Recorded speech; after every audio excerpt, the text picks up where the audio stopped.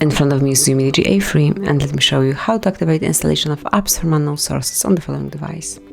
So first of all, you need to reach the settings, then find and select apps and notifications, and here tap on special app access. Click on install unknown apps then, and here you can smoothly activate some particular source by clicking on it, and then smoothly allow from the source by using the switcher.